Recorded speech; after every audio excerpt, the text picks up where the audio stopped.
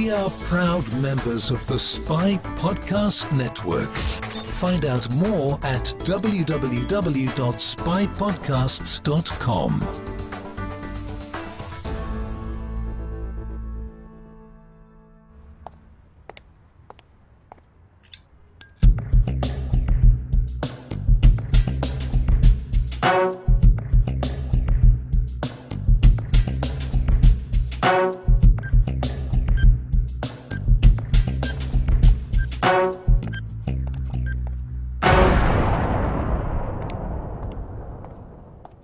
Hello, and welcome back to SpyHards podcast. I'm Agent Scott. And I'm Cam the Provocateur. And we are back with our extended coverage of this week's film, Ghost in the Shell, with a SpyMaster interview. Cam, who are we talking to this week? We are talking to Mary Claypool, whose job it was to translate the original text of Ghost in the Shell for English language audiences. Yeah, It's not a role we've dealt with before. We've spoken to directors, screenwriters, cinematographers, composers on our SpyMaster interview series, but it's the first time we've had a job this specific, but also this pivotal.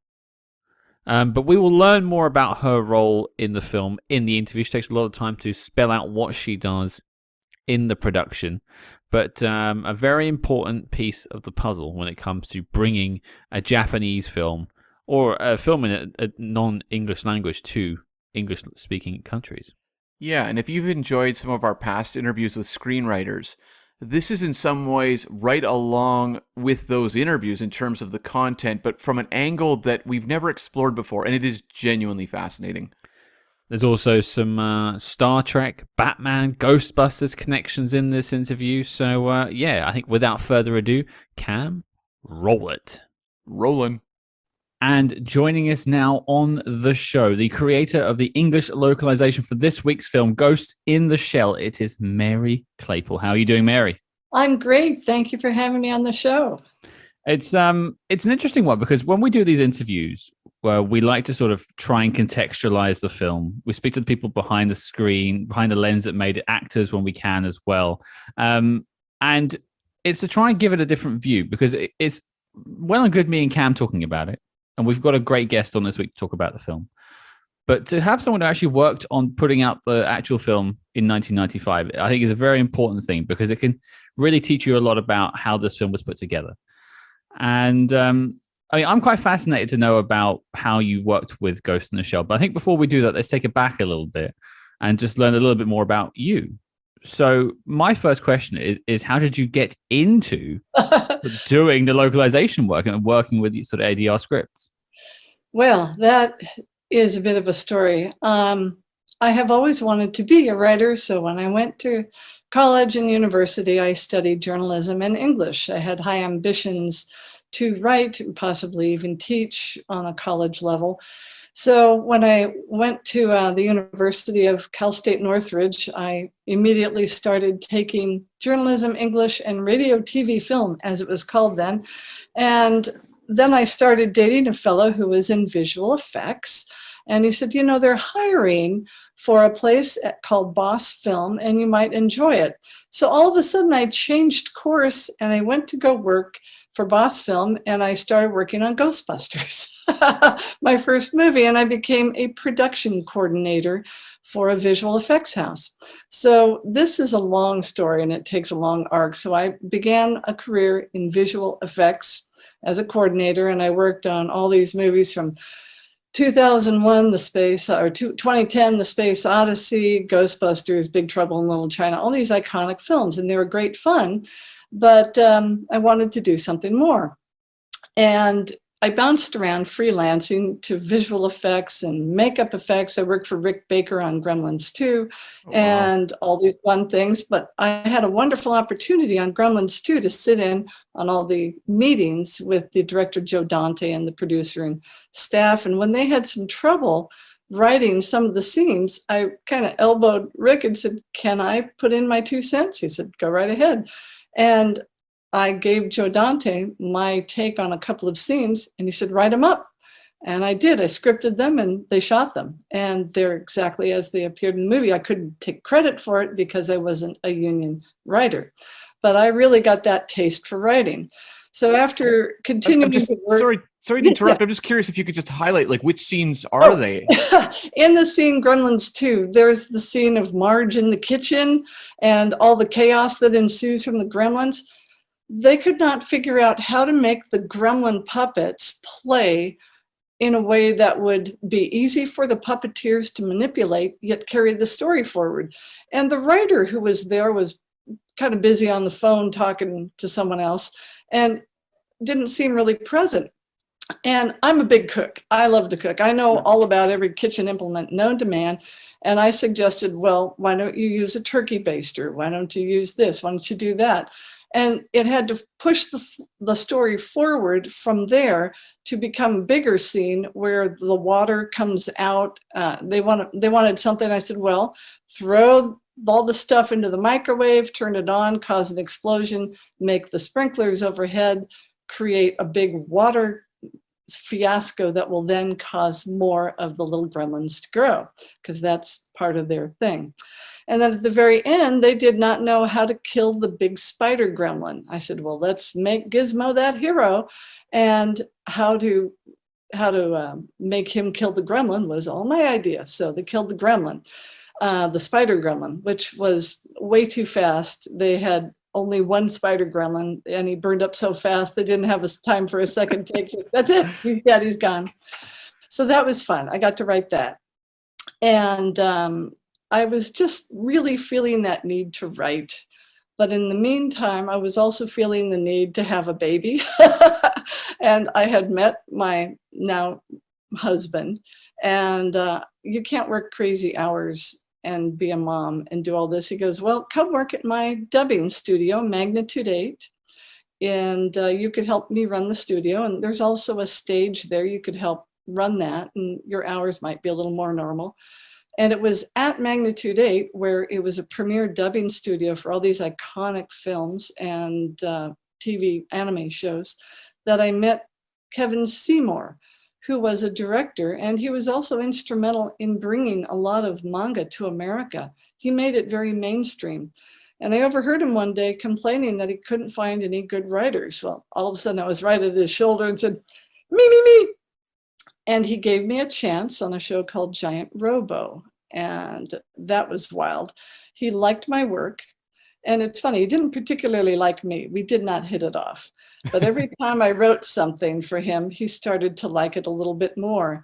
And we got to talking a little bit more and found out we shared a great deal in common, like science fiction writers and pop culture. And pretty soon we're like, I love you, man. We'd sit there and drink, like, man, you're my best friend. He became my mentor and taught me everything I know. He passed away in 2014, so I owe him everything.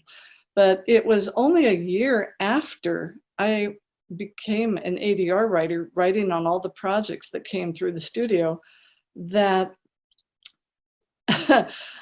I was approached by the Japanese producer who brought in a lot of projects. He spoke in very limited sentences, very short sentences, and usually 3 words. His name was Ken Iodomi, lovely man. And he walked up to me one day. He goes, Mary, how are you? I said, I'm fine, Ken. How are you? Good. You go to Japan, right? He just said, you go to Japan. I said, I'd love to go to Japan someday. You go in 2 weeks. You have passport? I didn't know what he was talking about.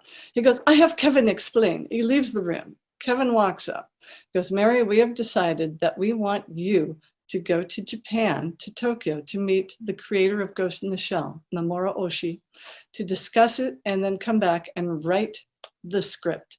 I just looked at him and I said, what's a ghost in the shell? I'd never heard of it. Never heard of it. And he goes, you don't know? And he gave me that look that we have much to learn, Padawan. So I don't think if I would have gone had I not had a valid passport there. But I went and I got prepped on Ghost in the Shell, and I was literally handed, back in the day when you could do this, a letterbox full of the manga. He said, read this on the way to Japan. What is it? It's all the comic books, not comic books, manga. So I read all of it before I got to Japan to meet Mamoru Oshii. And that's where we had meetings to discuss the project. And that's how I got into the writing, and that's how I became the writer of this particular animated feature. Okay, there's a lot to unpack there. I know.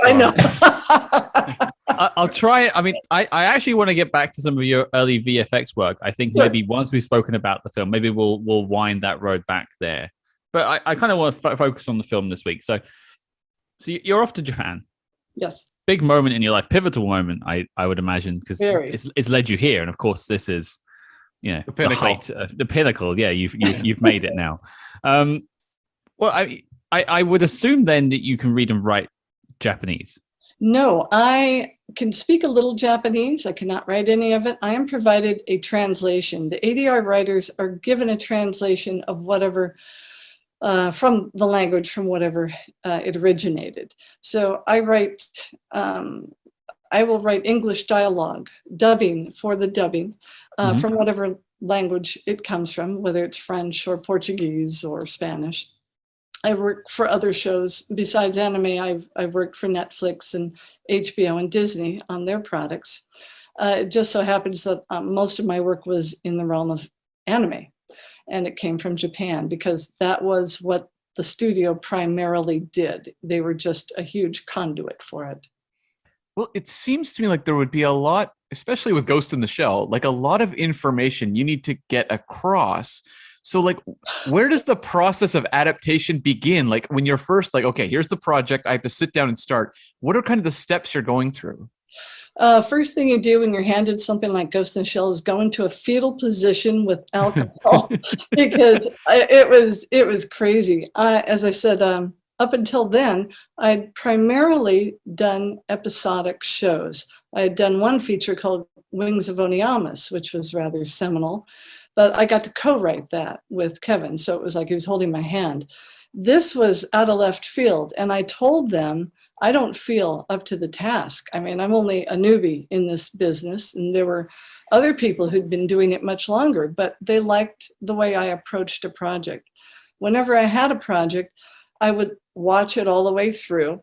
And I'm a big research person. I will go to the manga. I will go to chat rooms. I will go online. I will do whatever I can to try to find out more about what it really is. This was such a rushed project. It was, let's do it now. Literally from the time I was told about it, 2 weeks later, I'm on a plane. That doesn't give me a lot of time. Plus I was working on other projects. So I had to quickly finish that, prepare what I could. And really most of everything I learned was on the plane looking through the manga. For 10 hours, all I did was read that manga. And I felt like I knew everything that Shiro Masamune was the creator of the manga. Everything there was to know about it, I garnered from the manga, and I had seen some of the film. The film was not done. It was still being created. So I only had a rough VHS. Remember VHS? Yeah. Watching some of that. And that was all the prep I had. And I still didn't understand a lot of it. It's a very complex film. It has a lot of layers, and it is a lot to put into it. And even going back and watching it and rewatching it, I have to pick up bits and pieces from manga that fill in some of the gaps that are not in the film. Yeah, it's one thing our guest this week, who was quite sort of an anime and manga expert, and they spent a lot of time studying it, said that like really to understand this film, you have to sort of read some of it or like go and watch Standalone Complex or something like that just to really get a feel for what they're trying to say here. But overall, I think the film does a good job of sharing its message. So, okay, you're in Japan now at this point, and you've got a grasp of the content of the film. What do they get you to do next? Did you just start writing at this point? I was taken every day for a week to Mamoru Oshii's office. We are going to sit down and we are going to go through every single page in the script and every scene in the movie that we can visualize, that can look at, going by drawings, going by the script, going by whatever we can, because he wants to make sure it's a faithful adaptation. A lot of times in some of the dub scripts, there are companies that kind of take free license and will take a character or a plot in a different direction. That was not going to happen. He was adamant that his work would be handled and faithfully handled. So, okay, so we go there. And Kenny Adomi, who I mentioned, was there. There was also Lawrence Guinness, who was a producer for the company manga in England.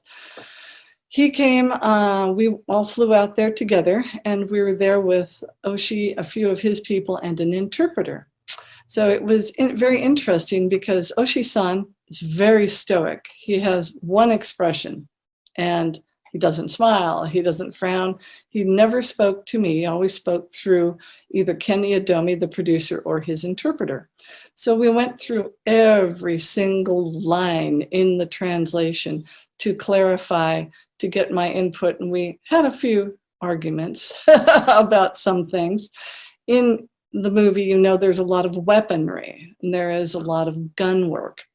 And some of the words and names that they had for the guns, I argued with him. I said, those are not probably going to be well received by an American or English speaking audience. They're awkward. You don't know what they are. Maybe we could change them. And I remember him snapping at me through the interpreter. I could tell it was a brusque reply. And the interpreter looked a little nervous and he goes, Mr. Oshii-san would like to know what you know about guns.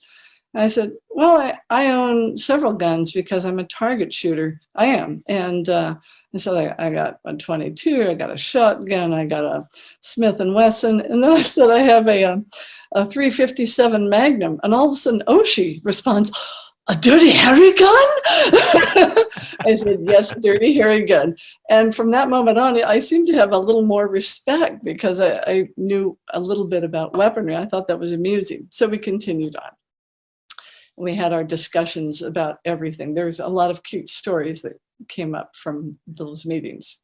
So I suppose what I'm trying to do, and hopefully for the listeners too, is try to get a grip of how the process works of creating this, because I can see them giving you a direct translation of the Japanese script, and if it's like that boat is red, and then that's you get that in English, but that's like the words are the way around because the verbs and stuff are different.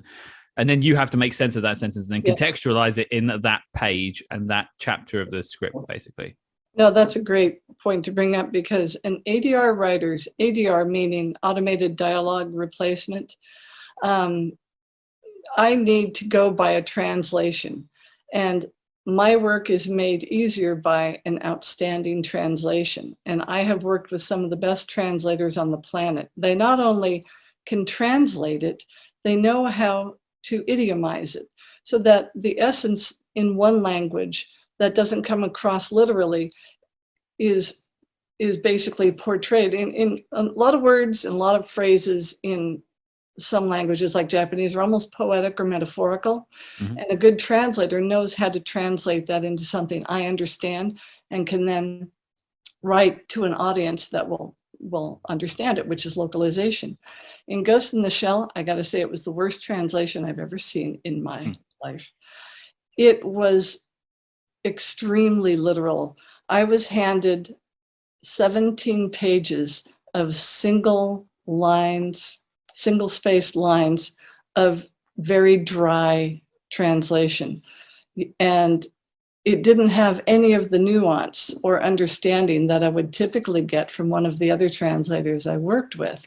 So I realized this is going to be difficult because I take that translation and then I would watch the movie.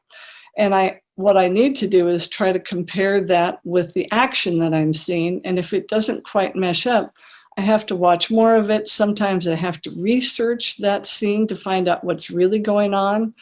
And that gets to be time consuming and difficult. And there wasn't a lot of time in this particular one. I had 2 weeks. When I came back from Japan, I had 2 weeks to write this feature-length script. At the time, they would normally give me 4 to 6 weeks. This was 2 weeks. So that was difficult. And I had to piece together as best I could the meaning of the translation, the action, and all of the information that I garnered from Oshii and his immediate team. So I would have to imagine you just have copious notes you're working with as well from your, obviously dialogue with the director. Oh yes. And typically, when you're doing ADR writing, as you write, sometimes it usually goes through rewrites, and you're obligated to do so many rewrites. There was not so much a luxury for this because there wasn't time for it. When things go to Japan, there was a lot of time. It wasn't as instantaneous as it is now. It would go to Japan, and it's usually not addressed by just one person. It's usually by committee. So we didn't have time for it to go there, look at, come back. There were a few things that were addressed on the fly through the Japanese producer who could make a phone call. But yeah, I had to incorporate my notes, what Oshii was hoping to get, what I saw, the translation, and just cross my fingers that this was going to work. So it was like a 24/7 gig. It was crazy. I thought I was going to die, but I think I did a pretty manageable job. Plus, I had to really suss out the meaning from the translation and try to make it, like I said, idiomatic and localized for the audience. So there were a lot of things in there that what I call padding. Let's say a character is talking and talking and talking, and he's talking for 30 seconds, and there are literally 10 words of dialogue.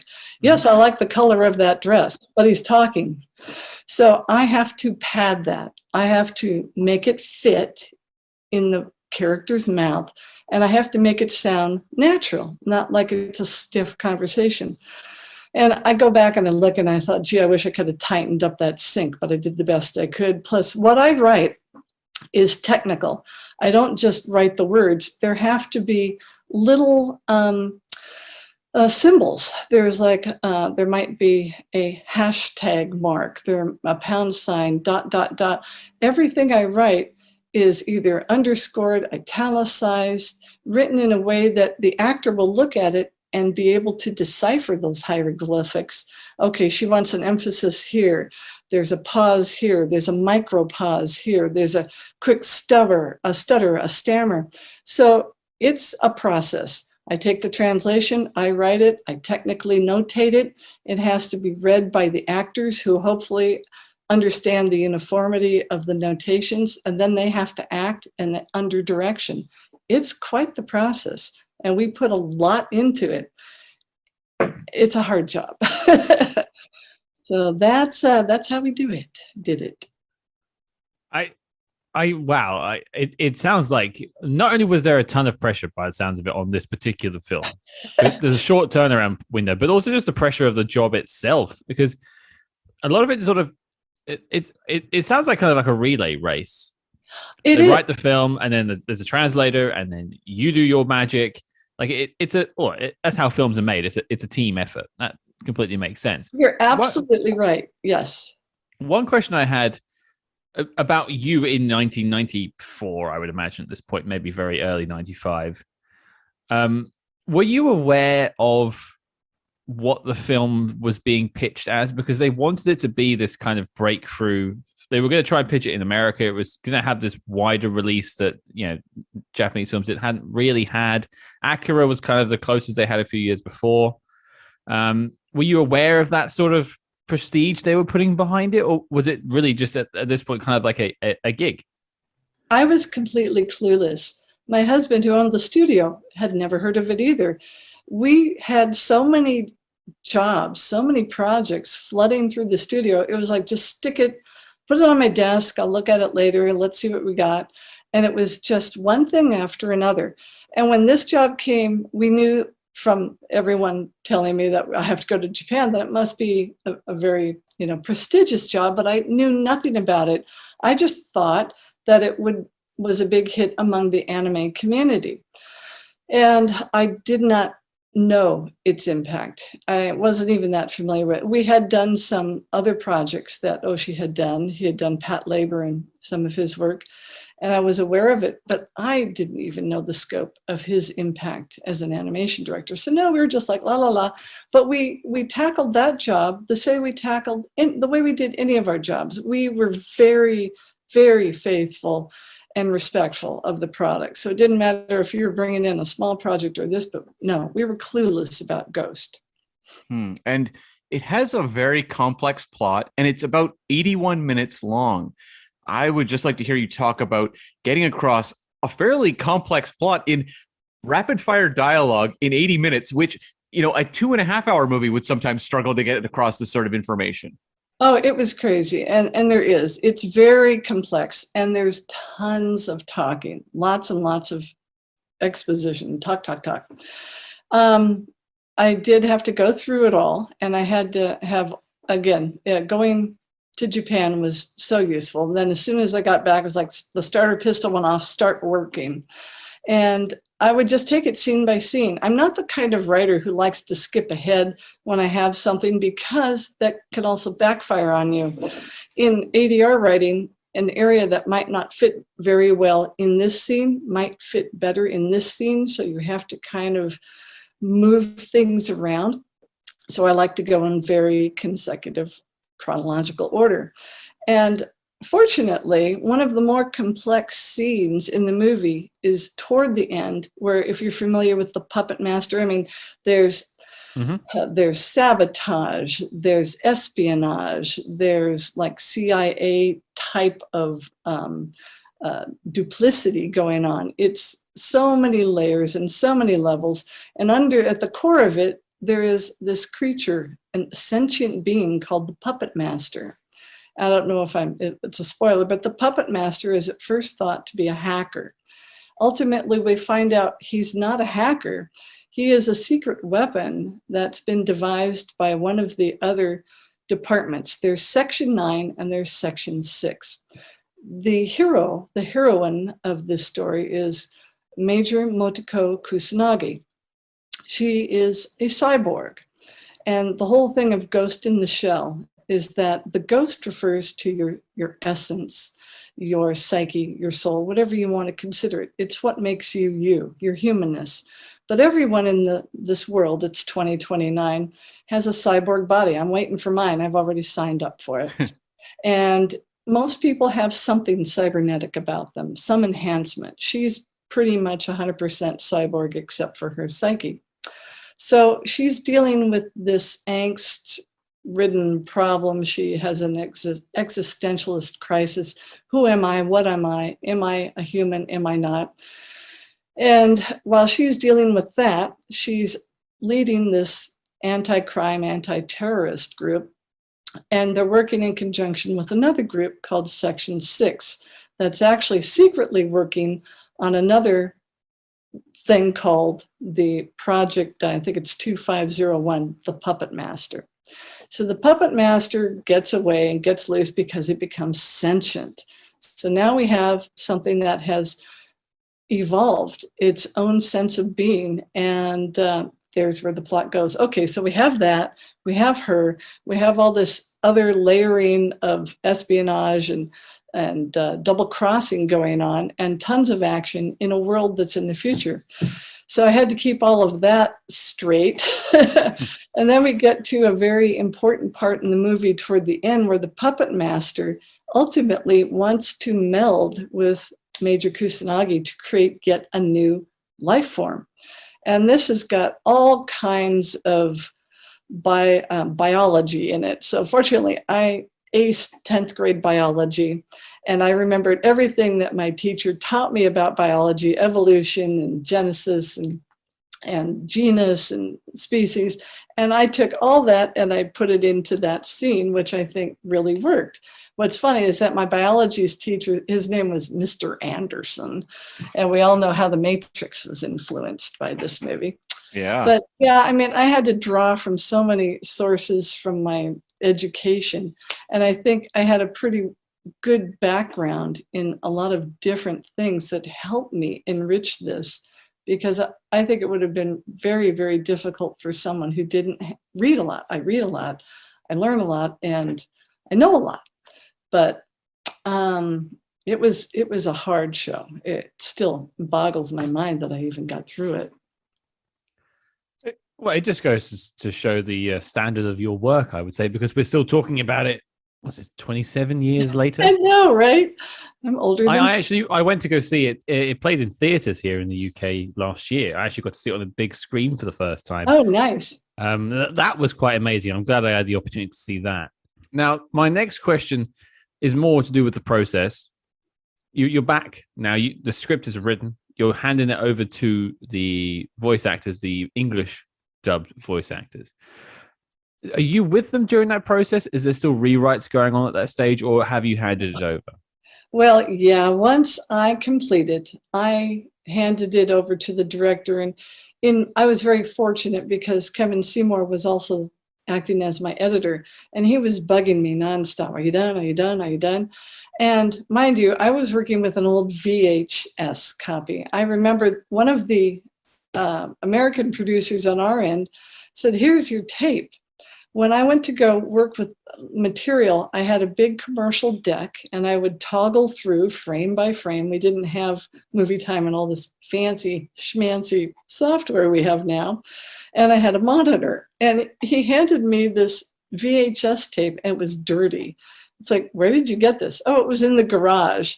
And he had just he dubbed over the movie, and he recopied it. So I had this really, really bad grainy copy of the movie. And I could not see most of the mouth movement in the dark scenes, but I had to make do. Plus, the movie wasn't done, so there were long, empty slugs that would be filled in later once they had it. They wanted to show it at the same time in Japan simultaneously, so they were still animating it. I was working with incomplete material. So finally, I write it, and I want to make one little segue here. There's a golden thing for ADR writers where the characters are talking off camera, or you don't see their mouths. Their heads might be toward camera. That's great because you don't have to worry about lip sync. You can kind of run wild, have a little free license with the creativity. So there was a nice big portion of that I wrote that I was very happy with. And finally, I gave it to Kevin. He formatted it. He gave the actors their sides, and they began dubbing. And it's like, whew. And every once in a while, when they're in dubbing, they'll come out and say, we have to rewrite something. It doesn't quite work. The actor can't say it. Some actors can talk fast, some can't talk. They talk slowly, or they want something else. There's a change. And I remember Kevin running into my office in a panic. Mary, why didn't you write the dialogue for this one whole scene? What are you talking about? Come with me. He grabs me. We run into the room. There is a scene in the movie where a garbage man, his mind has been hacked by the puppet master. He is in a room that is like an interrogation room in a police station. You have that two-way mirror or window, and he's talking. And I just see his head. And I thought, oh, good, I can just write all this lengthy dialogue. The copy, the VHS copy I had was so poor and generational loss, we couldn't see that there was a reflection in the window of him talking with his mouth moving. I had only seen the back of his head. So this entire sequence needs to be written to sync. So, okay, no problem, no pressure. Let the actor go, have a break. And in 30 minutes, I had to rewrite that entire scene to sync. And I was just like, oh my God, I had to take it back out and rewrite it. So that was fun. But normally I wasn't really part of the dubbing process. Sometimes I could go in and sit, but I had other things I had to do. I had a couple other questions just about adapting the material. I guess the first one is the characters' voices. And, when you're adapting this material, how are you maintaining, what would be very specific voices they had in the original language? I love that question because I was very lucky to know the actors who would be coming in. I had already been writing for them on several shows, and every actor is different, not just the quality and sound of their voices, but some are older actors, some are younger actors, some are speed talkers. And some actors, I don't like that. I don't like that. I would like that. And I know what they wanted. And I would write specifically for those actors. Some of them like to be angry and shout. One of our actors had false teeth. And if you gave him something that was too fast, his teeth would come loose. So I was like, okay, we won't give Hal anything fast to say. He uses cheap denture cream or whatever. And some of the actors like to talk fast. Some of them like to, I remember a few of the women like to speak really loud and lustily. So I would just take that individual character into mind when I wrote their dialogue.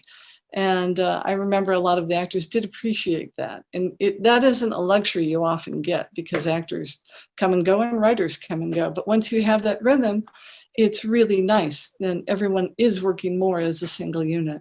It's such an interesting job because you really are balancing the creative with the technical. And yeah. And I had another question just about when you're translating it to, English speaking languages, territories. There are going to be cultural differences. They're going to be lost from the original text. And I'm just fascinated to know, like, what were some of the challenging, concepts or ideas you had to try to translate for the, a different audience? Well, in this, it didn't seem quite so difficult. Because it is the future. And I loved Motoko because she was such a strong female character, a hero. And honestly, my number one favorite film of all time is Aliens. The second one is Alien. I love Ripley. She, to me, is like the ultimate hero, man or woman. And I just kept hearkening to her because I thought she's going to be a strong woman no matter what culture, no matter who she is or where she is. And that's who she is. And in this particular future, I don't think culture really mattered because she's a cyborg. We don't even know for sure if she was a woman, she was in this body. And the cultural nuances, as I say in the translation, were not evident. So I just basically followed everything visually and put it into the dialogue. But I have worked on other shows for other countries that have a lot of nuance that can be lost. And it's very difficult to make sure that's maintained. And sometimes a lot of it does get lost because the director or the producer will want it to be geared and addressed just for that demographic. And it's sad because sometimes some of the richness comes from the culture from which it originates. So I don't know if that answered your question, but no, it does. Yeah, no, that's fascinating to hear. I just find this story to be absolutely fascinating is the right word, Cam, because it just seemed like this film that we're talking about is seminal in not just Japanese animation, but in film history. I mean, as we mentioned, we alluded to the Matrix films. Yes. Riff off of this film to no end. The Wachowskis have pointed out that this is true. This is not like a online theory. They showed this film to the people making the Matrix. They did enjoy it. Yeah. Yes. But the English dub was a pivotal thing because it was allowed that to be introduced to American and English speaking audiences, I should say, not just American, and that just fell onto your desk the last second, 2-week job, and you and you were doing other things at the same time. This is what I love about cinema. Like, you pulled it off, and just mind blown. And back in the day, we don't have this luxury so much anymore because deadlines seem to be shrinking, and so do like the pay rates. I won't go there. But when I would work on a 30-minute episode, which translated roughly into 22 to 24 minutes, we were given 10 days. Power Rangers was a big show that, Saban, you have 10 days, 15 days, and you have rewrites in that time. So I'm suddenly handed this huge project that's a feature to do in 10 days. So here's your 2 weeks, go, run with it, go girl, go. Now I look back, it's like, were they asking me because they had faith in me, or I was the only sucker who wouldn't back down from the job? No, I'd like to think they wanted me. But it was crazy. And that's why my husband and I do like a 2-hour panel at conventions on just this show. There is so much to talk about it because after it's dubbed, actors come in sometimes and they don't even know what they're reading for. They just come in, what character am I doing? They just jump into the character and they hit their marks, and if they have a good script that they can read technically and they can act through the technicalities, then they hit it. And in this case, Kevin Seymour was trying to prep them and make them understand the importance of their roles, and which they did, but some just came in. What am I doing? What am I reading? Here's your character. And then they leave. Then they never come back. We, on the other hand, at the studio, stay weeks, if not months after the fact, doing the editing, doing rewrites, doing pickups, doing whatever is needed. So we're much more invested in it, and it lingers in our laps for a long time. And do you get much feedback on your work once it's completed? No, it depends. It depends on the project. I did on Ghost because of what it was, but Yeah. other things, it was, nowadays it seems like it's just a dubbing mill. Get it in, get it out, get it in, get it out. And honestly, I'm going to say here that I don't feel that writers get the respect and the credit that they're due now, and certainly not the pay that they should. And while the actors do an incredible job, they're like, oh, the actors, the actors, the actors. Well, think of the original product. Someone came up with that story, and it's often a fabulous story. That's why it's popular. Then it has to go to the dubbing. A lot of people hate dubs because they don't like the way it's either disrespecting the original, or they don't like the mechanics, or maybe they just don't like the way the characters are portrayed by the voices. So once it's done properly, we like to think back in the day that we were such a team because we respected everything. We really got into it. Kevin was an aficionado of anime, and everyone who came into the studio got on board with that mindset and realized, we're going to do this, we're going to do it to the best of our ability. And they really did. It was great. And in the movie, everyone did a fine job. And in the series that followed and the sequels, they had the same actors, and they just really owned their roles. They loved it, and they were great. And to this day, they, like Richard Epcar, who played Bateau, he's still playing Bateau. The guy is going to be Bateau to the bitter end. He's great. And you, did Ghost in the Shell 2, which Oshii also directed. Did you continue to have a similar form of collaboration on that one? Or was it like, were you meeting with him again to get all these notes and to go through, or was it a different process at that point? That was a different process because after I did not have to go to Japan, did not have to, I wish I could have. I did Innocence. Innocence was actually dubbed a couple of times. Richard Epcar wrote it. He's a writer-actor.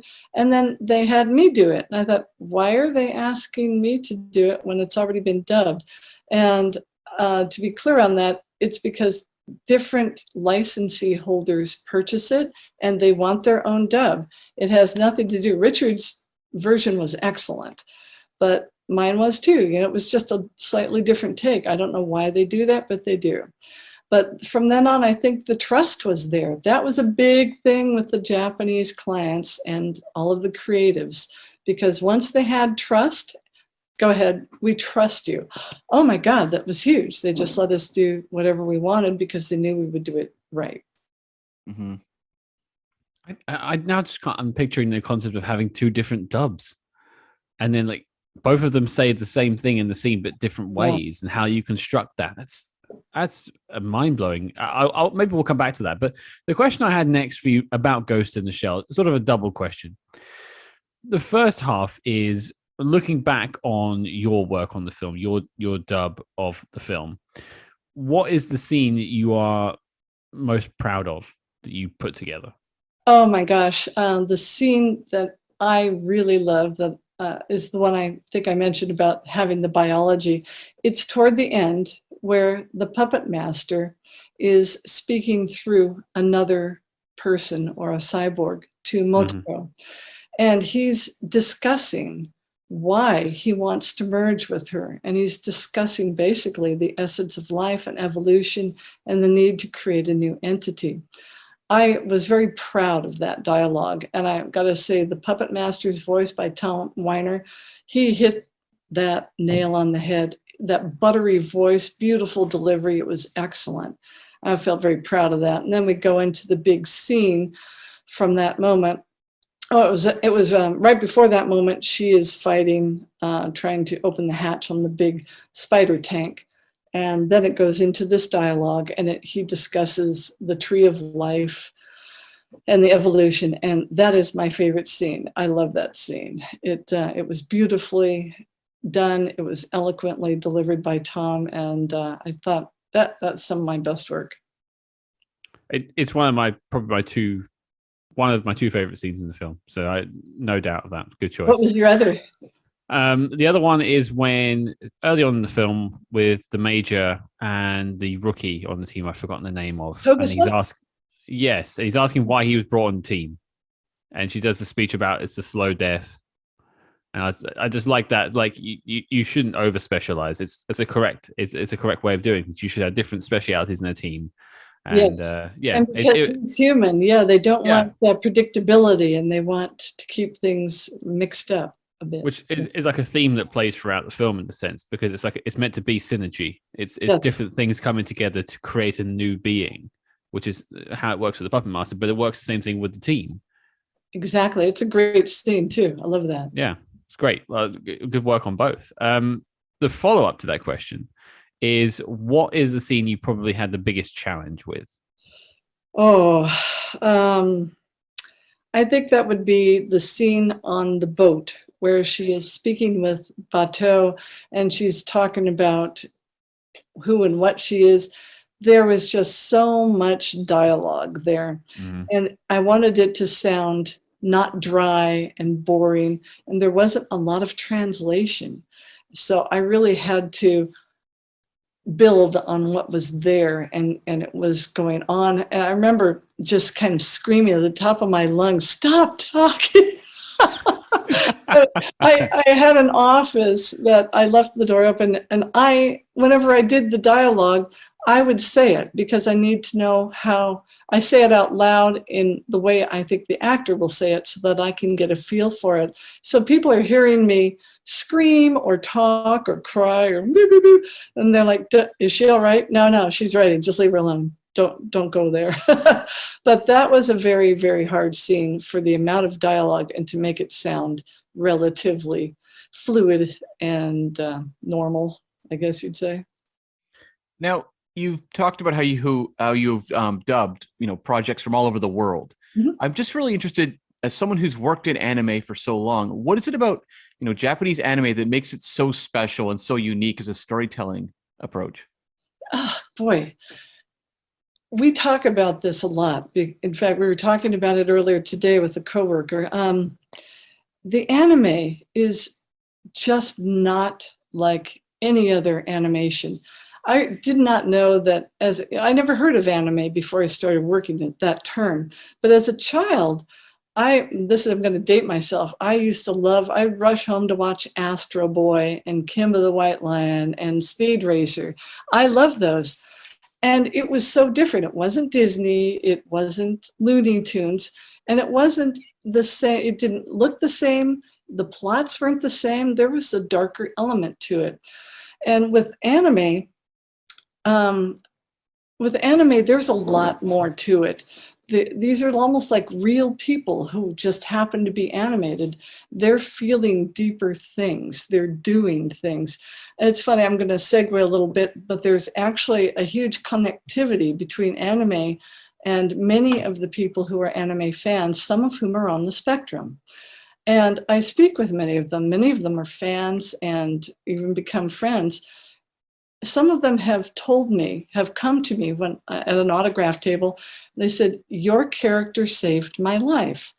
I said, "What do you mean?" I said, "I was going to kill myself because I had been bullied. I had no friends, no social life, but your character saved me." So, "You mean the character in this anime?" I said, "Well, I didn't create that character. That was created by the Japanese, but your words are what I heard." And I realized that the characters in anime are flawed, but they rise to heroic levels, and they ultimately do things that any of us can do. They just pull it deep from within them. And I see that a lot of these people connect to it because I can do that. I can be that. I can find something in me that nobody else saw, and screw everybody else. I'm going to be this person, this character. And I think that that resonates with the anime community, because you can be silly characters, you can be heroic characters, you can be fantastical mythical characters, but they're not perfect, and there's not often a happy ending. They are living this unusual life that is very often deeply flawed and damaged. And I think they connect to that. It's interesting. It's an interesting topic to bring up, because I mean, Cam and I famously met at a Star Trek convention. Oh, That's where our friendship began many years ago. I'm a Trekkie. Welcome to the team.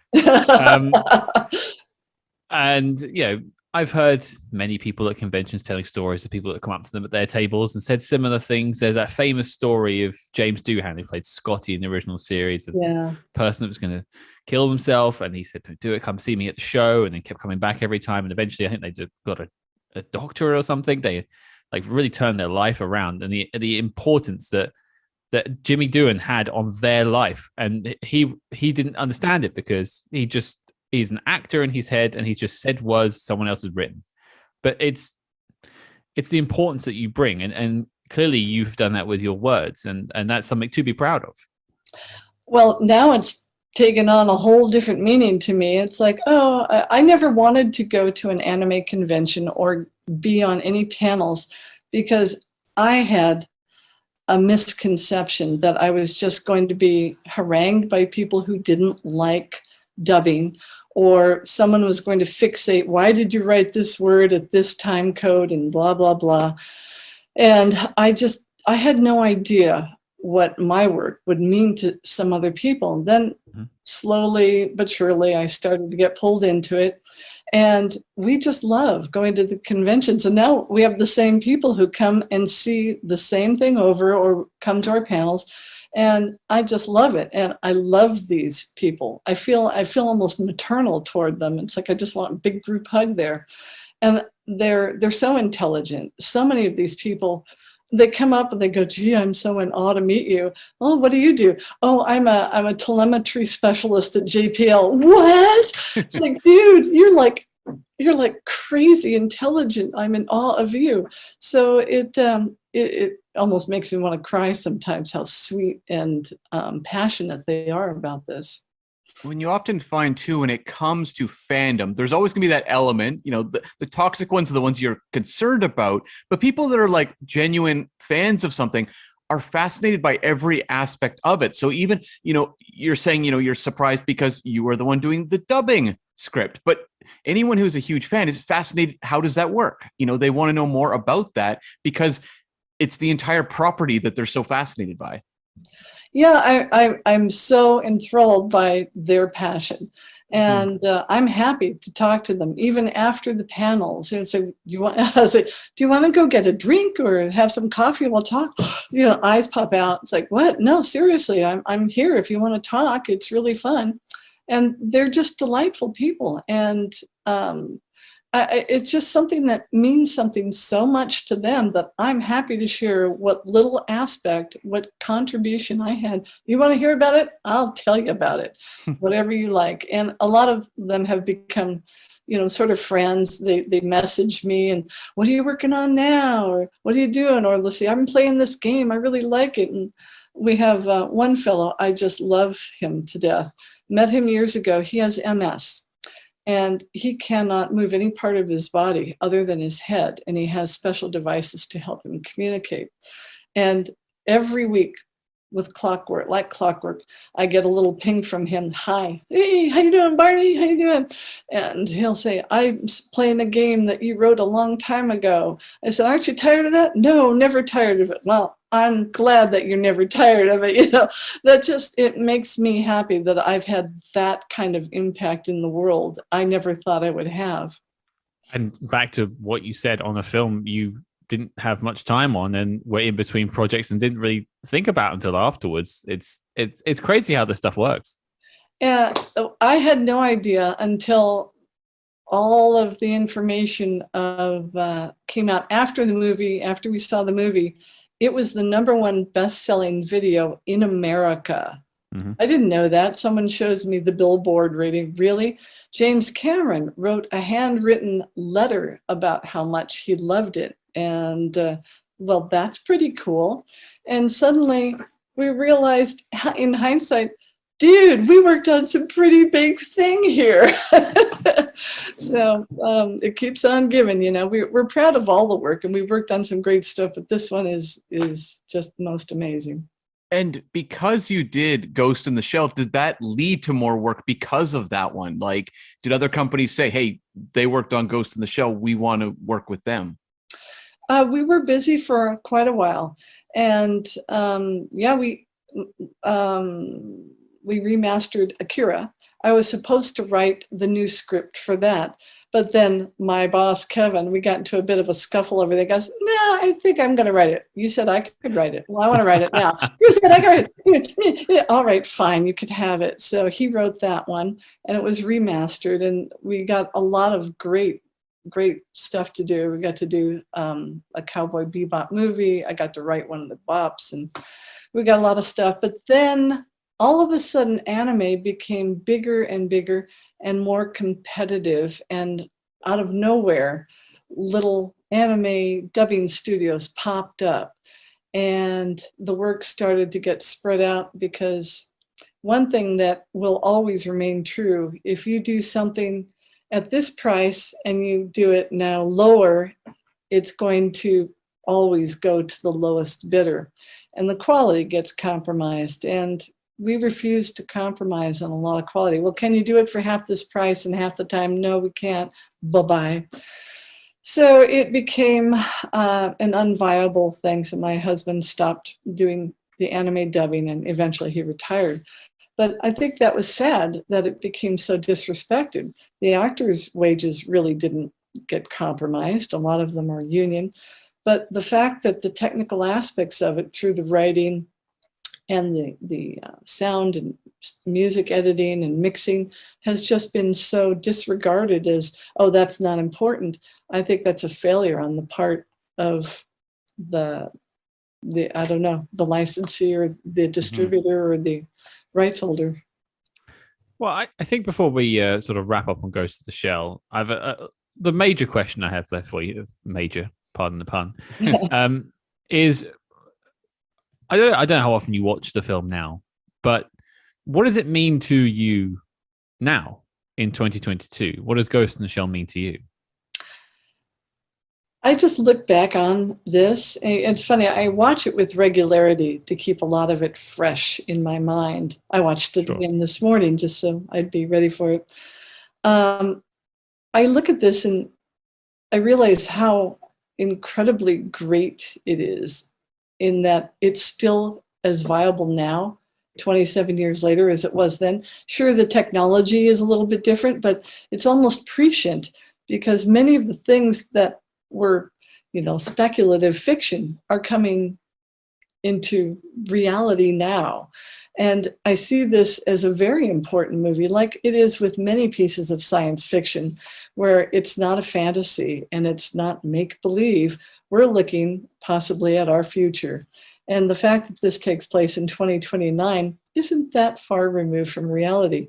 We're already doing things remotely, and look at what we're doing here on Zoom. That was not even a thought we could do 20 some odd years ago. So I see it as an incredibly beautiful artistic film that will always stand out as one of the iconic seminal films. It's gorgeous. The music is stunning. Kenji Kawai, his Buddhist-like chanting and the score is amazing. And the story it just sets the tone. So I realized I had a part in a very big classic. And to me, this is always going to be my milestone. That was my height. My follow-up question, and this might be a sore spot, and I'm sorry for prodding at it if it is. Oh, no. But what do you think of the recent Hollywood remake? Oh, believe me, CNN had me, Mary Elizabeth, and Richie Epcar on, and they asked us that same question. Everyone asks that. Well, here's my take. Hollywood can make whatever they want, And if that's the movie they wanted, that's the movie they wanted. I did not understand why they would take a live action version and copy it almost scene for scene, shot for shot in most of the major areas of the movie, and then take it off in a completely different direction. There was no puppet master. There was no crux of a sentient life being. It went off in a completely different direction. So you started off copying it almost identically to the animated feature, and then you went off in some other direction. If it had just started off as a completely different science fiction film, it would have been fine. But I lost interest in it. It looked fine, and the casting didn't bother me, but it wasn't Ghost in the Shell. I couldn't relate to it. We're following up our review with that. I haven't watched the film yet. I haven't watched the remake. I've seen your version many times, so I have no opinion. But I've heard many things, and you've reinforced a few opinions I've heard before. Yeah, again, I don't know. It would have been fine if it had not been Ghost in the Shell. Maybe something else. That's going around recently with lots of remakes. Yeah, I saw it in theaters, and you just look at how it performed, the kind of lack of support for it. It kind of tells you that their approach didn't work because it just did not grab people. So yeah. And some things just can't be made live action. Nope. You've got all the perfect elements in this world portrayed magnificently by the finest animators in the world, and this stunning film. I think anything would pale by comparison. Mm-hmm. I would agree. We interrupt this program to bring you a special report. Calling all agents. Independent podcasting, much like the spy game, requires considerable resources, whether it's research, equipment, hosting, or of course constructing a top secret volcano lair.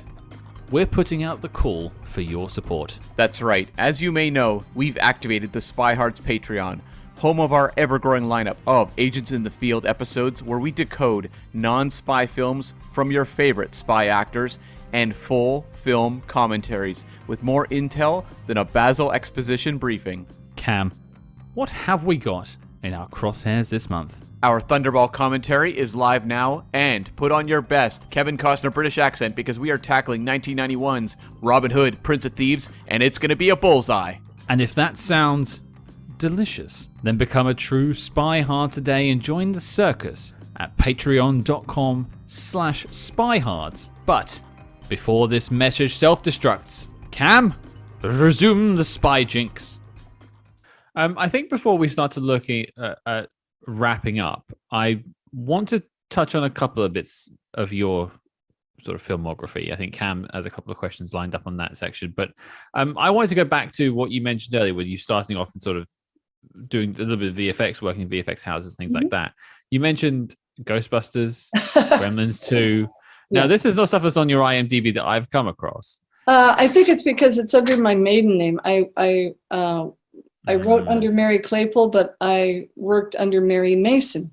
I've been working on trying to meld those two. I haven't gotten around to that. But yeah, I mean, my first film credit in the world was on Ghostbusters. I was a production assistant. I even have a live action panel I talk. It's very pop culture. And I was hired as a production assistant at Boss Film. So I did everything. I did answering the phone, running errands, then slowly started to work my way up to being a visual effects production coordinator. So I wasn't supposed to get a credit on that film, but I am the very last credit on that movie as Mary C. Mason Productions Secretary. They did not give PAs credit, so I got boosted up to a production secretary. Ooh. But that was great fun. I was there for the whole thing. And I have the great privilege, the great honor of having completely cursed out Bill Murray on the phone, not knowing it was Bill Murray. That was great. You want to hear that one? You set it up now. Yeah. Okay. Well, I sat at the front desk for the most part answering phones. It was multi-lined. It was always busy. Everybody called in from the director, producers, whatever. And we had this very funny Teamster captain, the guy who ran all of the vehicles between the studios and the effects house. His name was Jim. Jim was a cut-up and quite a mimicker. So he would leave, and one time he called in. They remember cell phones when they were like the size of like an old World War II walkie-talkie? Oh, of course. I get a call, and I could tell it's from a car. I go, let me talk to Richard Edlund. This is Ivan Reitman. Oh, yes, Mr. Reitman, hold on. Ah, it's me, Jim, ha. Oh, that's funny, okay. Well, he would do that periodically, disguising his voice as somebody. So this one day, it was just busy. The phone rang, and I was like, Boss Film, hi, let me talk to Richard Edlund. This is Bill Murray. I just lost it, and I started spewing profanities. I'm not going to say it here. I said, Jim, this isn't funny. You so-and-so, you F-bombs all over the place, screaming and yelling. I'm busy, and this has got to stop. Long pause. It was Bill Murray. I had just cursed out Bill Murray and told him everything under the sun that it was just horrible. And when I stopped for a moment and heard his voice, he goes, this is Bill Murray. I realized, I'm so sorry, Mr. Murray. I'm so sorry. Let me go get Mr. Edlund, Richard Edlund, who the 5-time Academy Award winner. I'll go get him for you. So I put him on hold, and I ran to Richard's office. Richard was sitting in his safari gear with his unfiltered Camel cigarette, reading a script for the next movie. And he's just relaxing, reading. And I burst in, and I'm in tears. Richard, and he's, what? He goes, I just told Bill Murray to F off and die, and I'm so sorry. Please don't fire me. Well, I thought it was Jim. I thought it was Blue. And I'm spewing like an idiot, and he's trying not to laugh. I can see he's trying not to laugh in my face. It's okay. It's okay. Put him through. Shut the door. Okay. So I put the call through, and I come and I shut the door, and then I put my ear to the door, and I hear Richard talk to Bill. Oh, yeah, I'm sorry about that, Bill. What? No, there's nothing wrong with her. So that was a great moment. But yeah, I got to see the whole marshmallow meltdown and the miniature city and all that. And then after that, they promoted me to a visual effects production coordinator, and we had Big Trouble in Little China come in, and Fright Night, and a slew of other projects that they did through there. So that was great fun. Got to work there for about 4 years, and then I moved on to other things. Well, I am a huge Batman Returns fan. And I have so many stories on that. Please, anything that jumps out? Well, I was on that movie for a year and a half. Oh my God. I set up the specialty costume shop because I had worked with Rick Baker, and I would set up that shop because I knew where to find mold makers and sculptors and all these people. And the crew from Britain came out, and they were working in that building, and they said, can you find us the people we need? I can find them for you. So I hired as one of the sculptors Steve Wang, who is one of the premier sculptors in the world. He worked at Rick Baker's. I knew him ever since Ghostbusters way back when. He and Matt Rose were the people who designed the Predator. So he had a lot of cred. He came in and he basically sculpted the basic look of the new Batman head for that film. And they said, oh, we need this in like a week. He did it in a day. He's lightning fast and incredible. I brought in the foam runners and the mold makers and costumers and all these people I had worked with, and we had this amazing team. So that was fun. But I had another job. I was also the puppeteer wrangler for the penguins, because many of the penguins were actually, they were puppets, hand puppets, radio control, and little people.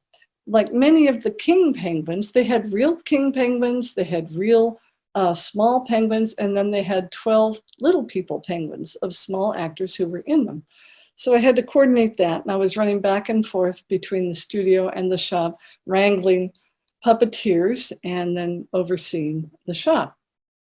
And I remember when they first started doing the body molds, they brought in the first Catwoman, who was Annette Bening. Yeah, I don't know if you remember that. And they did her body mold, and after we saw the mold, I saw how large her stomach was. I said, she's pregnant. And they said, no, no, no, she's not. She just has like a little water bloat. I said, no, dude, she's pregnant. That woman is pregnant. I'm telling you, that woman's pregnant. 2 days later, Annette Bening is pregnant and can't be Catwoman. Yeah, okay, I knew it. So they had her come and go. Then they had Michelle Pfeiffer. She would come in. And Michael Keaton used to come there regularly to try on his outfits. And I remember Danny DeVito coming in. He was, everybody came and went, and they were delightful. And Tim Burton would come in talking to him about Frankenweenie. That was great. And I remember one time getting a call from Tim Burton's office saying, come and get your poster. We have a poster, beautiful poster of the Batman in a very stylized thing. So I went down there, and they said, if you go down the studio, stage 25, Danny Elfman is there, Michael's there, and Tim's there, get it autographed. So I did, went down there, they all autographed it. I come back, then I get another panic call from the office. Oh, that poster, do you have it? Why? Oh my God, Bob Kane had a fit. Bob Kane, the creator of Batman, hated it, did not approve it, and was screaming, yelling, having a tantrum. Get them, destroy them. No problem, I will rip it to shreds. No, it's hanging up at home. Of course I'm not going to destroy it. I think I have the only, so I have the only autographed one of that. But I have stories about the set, about penguins, about actors, all sorts of things. I mean, I could go on. I mean, that movie, kind of like Ghost in the Shell, it's so unique, and you know that no one else could have made it, and it had to happen at that specific point in time. Oh, it was crazy. And there were so many changes. You know, whenever there's script changes, they bring you a different color. So they were going through the whole rainbow almost every day with script changes. And I think Tim Burton was getting tired of it. At one time, Jamie Foxx was going to be Robin, and that didn't fly. So that went away. But ultimately, they got it done, and it was quite the ride. I feel like we could probably sit here for another hour and ask you questions about Batman and Masters of the Universe. But oh, that's right. I worked on that one 1.5 years too. It seemed like I worked on that forever. Maybe we'll have to do the follow-up interview down the road. You never know. But I'd be remiss if I didn't bring us back on track to your career afterwards. So, I mean, Cam and I have put our hands up in our review this week that we are not experts in this type of cinema. Seen bits and bobs. Cowboy Bebop was a show I watched a lot as a kid. Dragon Ball Z, things like that. I watched a lot of that. But otherwise, in terms of these anime films, I've never really seen that many of them. So, like, in terms of asking questions, I feel like I'm wholly ill-equipped. So I'll put the question to you instead. Of the films you've worked on, taking out Ghost in the Shell, which is one of the seminal ones you've worked on, what's another one you're particularly proud of that you could point people in the direction of to go check out after this? In the anime genre? Or something, it can be outside if you're particularly proud of it, but either way. Oh.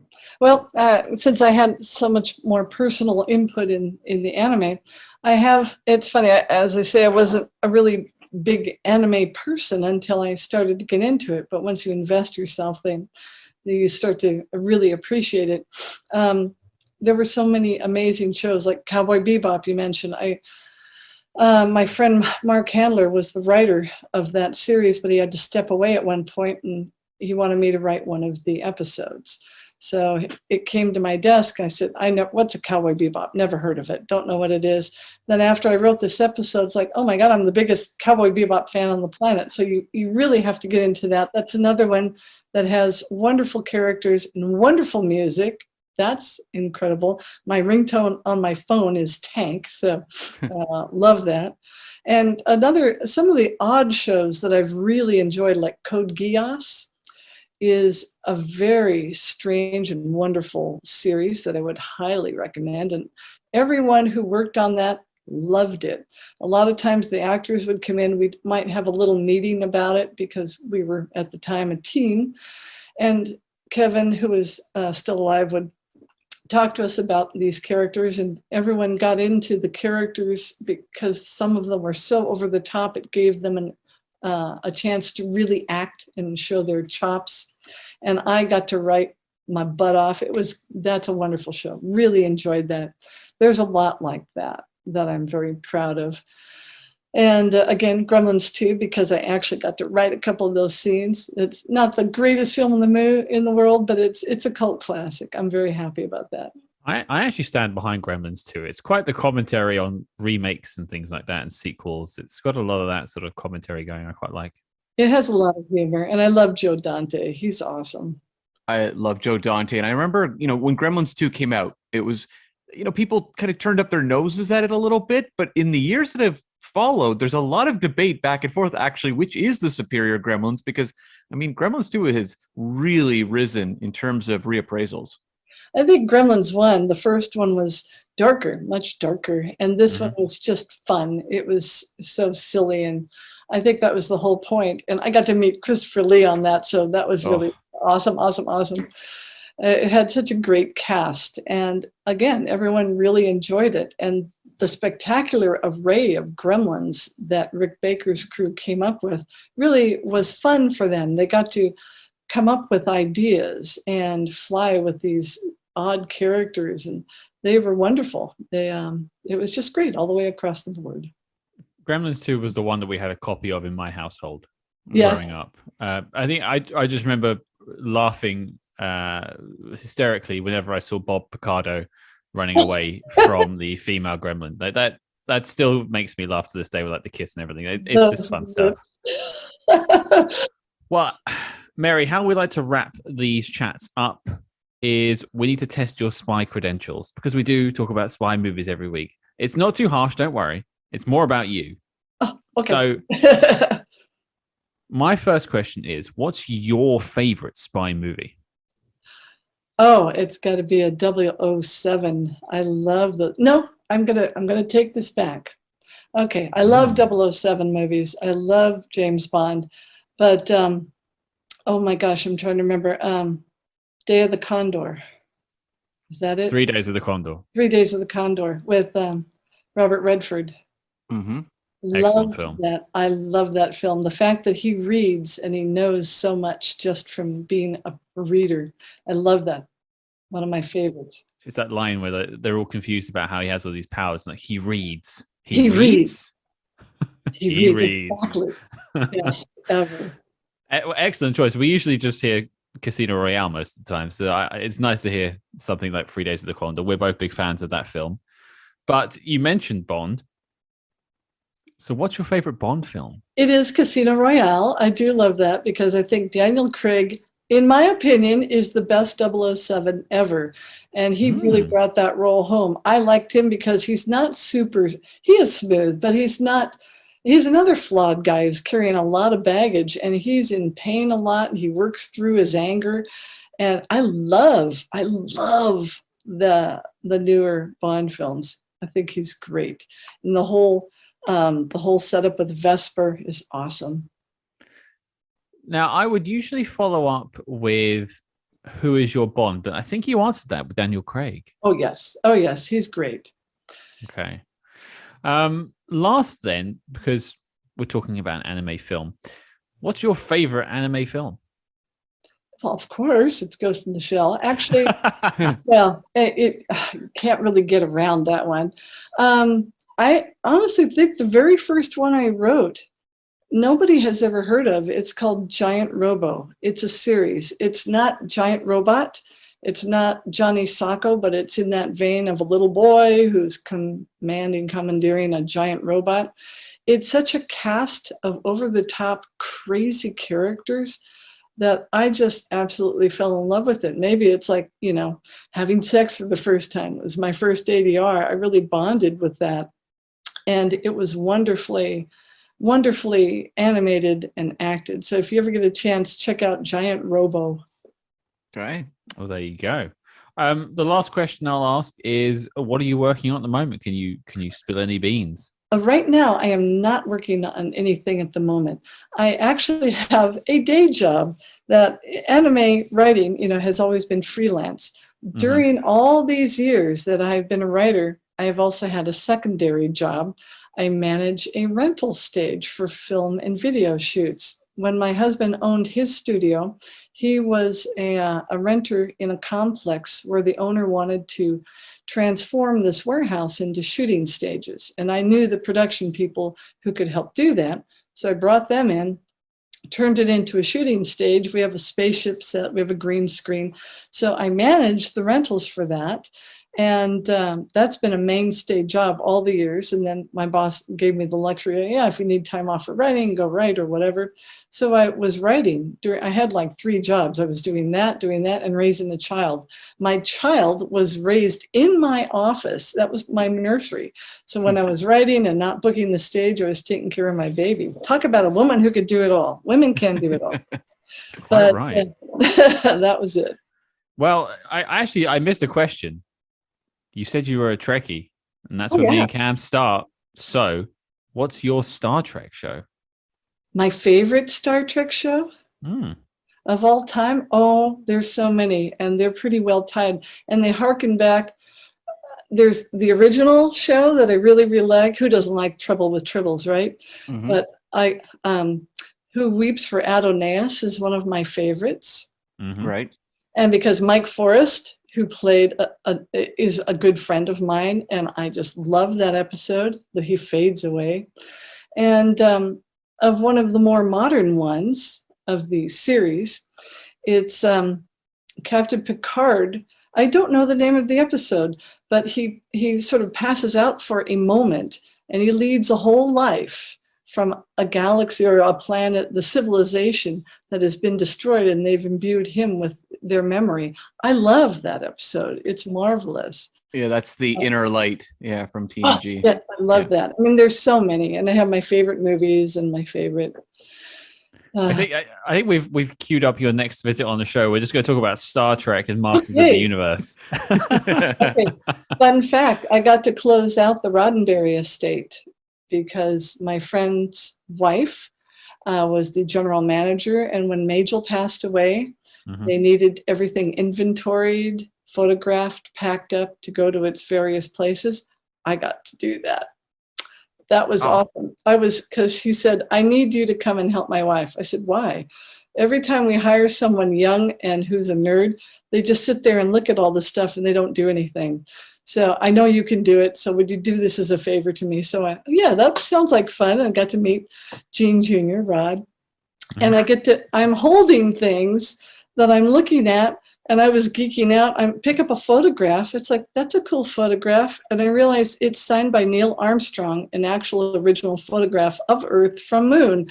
And I'm holding it. Thank you, Gene, for making that one step for mankind a reality. Wow. And I had to close out Gene Roddenberry's personal office and categorize, and I find a letter. There's this woman who you might be interested in. Her name is Nichelle Nichols. Can I send her by? I'm holding the original. I'm touching everything, and I'm part of it. I'm soaking in the Trekkiness of it all. I think I would be that geek who couldn't do the job properly and would just be reading everything. I don't think I would be successful at that job. Oh, yeah. It was great. And Rod was generous and let me have a lot of little things that he didn't want to deal with. And I thought, okay, just fill my car up with anything you don't want. I'm taking it home. You're putting the Enterprise set in your car, one chair at a time. Well, I did get a lot of books from his dad's library, realizing that they were all personalized inside the books, really. And I found this really weird, car aerials. They used to be extended aerials. There was a roach clip on the end. I found out this was the Roddenberry roach clip that his dad used to pass around at writing story meetings, and they would all get high and talk about stories. I have it. Beautiful. I couldn't think of a better note to end this chat on. I want to thank you, Mary, for taking the time to speak to us, to share your wisdom on a film that we are both big fans of. It made the knock list on the show. We love Ghost in the Shell, and we love you. So thank you for taking the time to speak to us today. Oh, thank you for having me. This has been delightful. I've thoroughly enjoyed it. I appreciate it. If people want to hear more from you, do you have like a website or social media we could plug at all? You'd think, but I don't. I mean, like I said, my husband and I go to conventions, but we've been asked many times to start website. So I'll put that on my top of my to-do list. Well, if you do get it done, let us know. We'll put it out there. But Mary, thank you for taking the time to talk to us today. Absolutely my pleasure. Thank you. Well, there you go, folks. Firstly, we want to thank Mary once again for joining us. She was nothing but generous with her time, and I feel like I learned a lot. It was like talking to Dan Mindell again. I was going back to film school.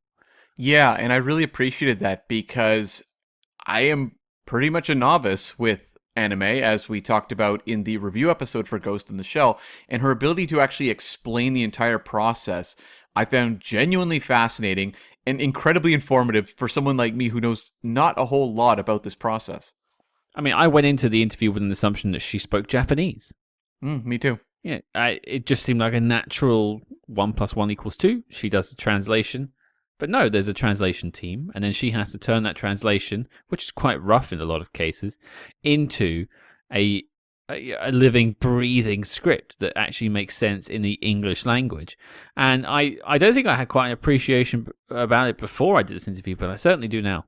Yeah, and I talked about in the interview this sort of balancing between the technical and the creative, and that's very much what this job is. It's incredibly complicated to achieve all of this. She talked about some of the stories, some of the horror shows really, of trying to translate some of this from dingy VHS tapes and match the mouths and stuff like that. There's all these technicalities of the job that are very complex, but at the same time, you're trying to give each of these characters a unique voice. You're trying to capture the flow of the story, convey the plot details.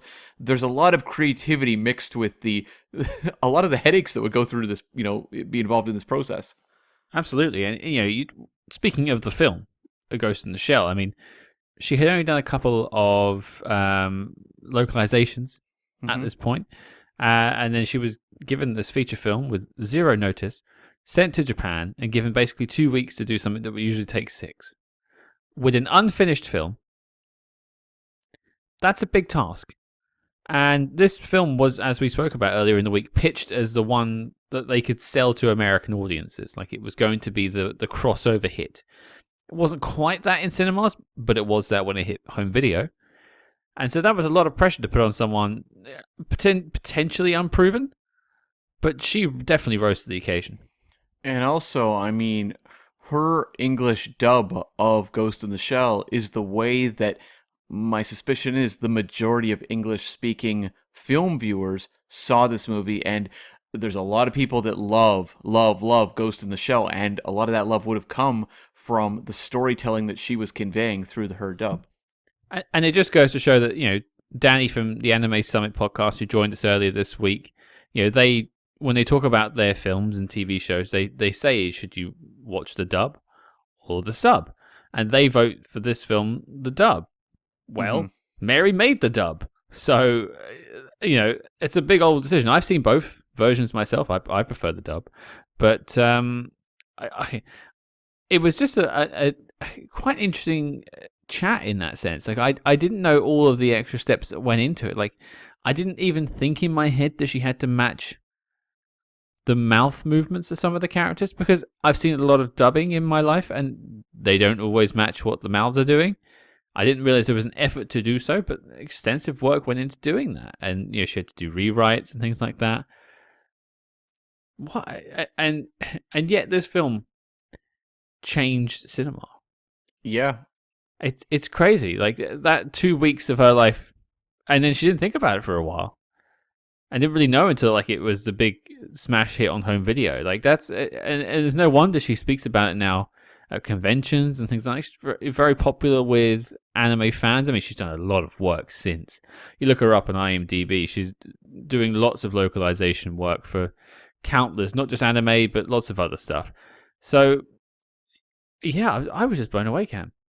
Yeah, I just thought this was a fascinating interview about an aspect of the film industry that I was completely unfamiliar with. And, when we talked to, say, Dan Mindell about cinematography, who you referenced, I understand what cinematography is. I don't have the technical know-how of all the aspects of, shooting a movie, but I understand what he's talking about. Whereas this was something I really didn't know anything about, and I was just genuinely fascinated to hear her stories about the experience, as well as just breaking down the process of achieving it. Yeah, like going to Japan, talking through a translator to the director of the film, trying to get a feel for what he wanted from the story. All these steps I didn't know were part of the process. And one bit I found quite fascinating was just talking about her favorite moments that she scripted. And I in my head, I thought a lot of this process was really just translating. But it really is like you're retelling the story through a sort of medium that we can understand in an English-speaking culture. Yeah. Because, as she pointed out, Japanese is quite a poetic language, but it doesn't necessarily flow in direct translation. So you have to kind of change, not just like sentences, but a whole paragraph of words to try and make it all make sense together. And that's a lot of work. And she picked her favorite scene was right at the end, where the Major is interfacing with the Puppet Master to become a new being. And that was one of my two favorite scenes too. I also really love the scene where they're on the boat talking about, the Major has been just underwater and the notion of like finding hope, and then also discussing with her partner about her, cyborg form and what that means, and all, everything to do with just the themes of the movie. A lot of the dialogue is very poetic in the dub, and often that's not the case in dubbed films. Right, and Mary said, that scene was perhaps the most troublesome one she dealt with, because the text was so rich, steeped in metaphor, that she had to then sort of rebuild that narrative, but also make it fit like the time codes of everyone's talking and make it the mouth movements match up.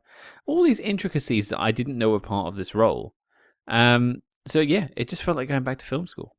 Definitely. But then, it turns out she's got this whole other side career of working in some of our favorite 80s films and 90s. Yeah, I mean, Batman Returns is one of my all-time favorite superhero movies, if not movies. I watch it at least once a year, and it's just a constant source of inspiration for me, just in terms of its boundless creativity. And to hear just stories about working, briefly with Annette Bening on, the Catwoman costume and the Penguin wrangling, like, that movie is such a wonder. It's a miracle it even exists. And so any stories I can get about the creation of it are just riveting to me. It did also explain why you sort of, for some reason, ran out of the interview, got changed into a leather catsuit, then came back. Well, it was actually just on underneath my clothes, but yeah. Yeah, that does make sense. And to be fair, you do know how to use a whip because of this film. Also true. I was inspired by Michelle Pfeiffer to learn how to do that, correct. But as you said, you already had the outfits. The outfits just, that was obvious. Yeah. And also, she uncredited, and this isn't on her IMDb, but uncredited rewrites on Gremlins 2. Mm-hmm. Just some problem solving, because she happened to be in the room and she was a trained writer herself, constructing two scenes in a film. She's not meant to be writing it, but she just happened to be in the right place at the right time to put it together. Fascinating, and as she pointed out, this isn't her main job.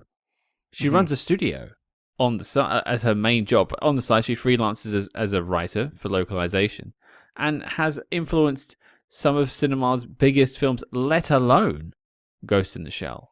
Yeah, it's sort of a 6 Degrees of Kevin Bacon thing going on with Mary Claypool, where you can connect her to all of these classic works, whether it's, working with Ivan Reitman on something like Ghostbusters, the Tim Burton stuff. She talked about, Gene Roddenberry and helping with the estate there. There's all these various legends of Hollywood. Obviously, Ghost in the Shell, hugely influential, one of the most important anime films of all time, and somehow she's all connected to it all. It's just fascinating. This was a story I really didn't know what we were going to get when we went into the interview. We knew about Ghost in the Shell. We knew about, what her duties were on that, but in terms of like the larger picture of her career, that was just a huge surprise to me and just consistently fun and interesting to hear about. Yeah, and I'm glad we got it together. We made this one work. This film this week has been a bit of a different film to our usual beaten path. This is not, a Bond or anything like that. But we wanted to try something different. We hope you've enjoyed our chat about Ghost in the Shell. We hope you've enjoyed the interview as well. Do let us know what you think if you'd like to hear more of these, because there are other spy movies. There's a couple of spy animes out there that we could look into, but also just more animation. There are a lot of animated spy movies that we haven't tackled yet. This is our first animation, and we're on like episode 90 odd at this point. Yeah, and we have the obvious ones on our list. Your Cars 2, Spies in Disguise, things like that. But if there are some more obscure ones out there you guys are interested in hearing about, let us know. Yeah, we're happy to go obscure if you're happy to come along with us. That's not a problem. But we just genuinely want to know if there's something you're interested in hearing more from. But we've had a lot of fun talking about Ghost in the Shell. Mm-hmm, definitely. But that brings me on to the question, Cam. What are we doing next week? Yes, we are tackling the 1934 espionage thriller based on a true story, British Agent. So it's my autobiography. I mean, I guess if you lived in the past, is this like a reincarnation revelation you're about to drop on us? No, I much like you, I actually am very old. This has been like a long-running joke on the show that you were very old, but I actually am also very old. This movie was directed by Michael Curtiz, who directed Casablanca, The Adventures of Robin Hood. This is one of his earlier works, starring Leslie Howard. It is available on YouTube. Just search British Agent 1934. You can find it there. It's also on your basic streaming services. Sometimes it's a little touch and go with some of these older movies. This one is very easy to track down. Just skip over all the YouTube videos of me pretending to be James Bond. Yes, please. Or watch them, but make sure to give them a thumbs up. So there you go, folks. Your mission, should you choose to accept it, is to watch British Agent and join us next week. If you've enjoyed the show this week, do consider leaving us a 5-star review wherever you get your podcasts. It really helps with our reach and helps new people find the show and enjoy the Spy Jinx even more. And of course, do not forget to follow us discreetly on social media at SpyHards. That's SpyHards on Facebook, Twitter, and Instagram. But, Cam, until next week, it's simple. Over-specialize and you breed in weakness. It's slow death.